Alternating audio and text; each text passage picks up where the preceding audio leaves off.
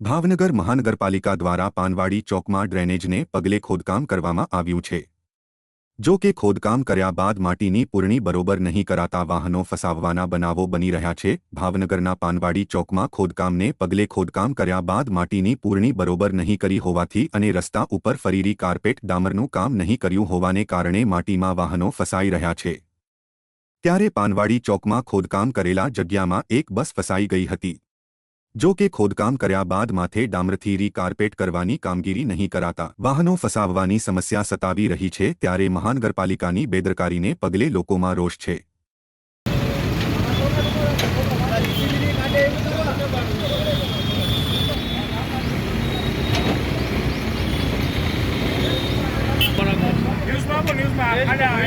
ન્યૂઝમાં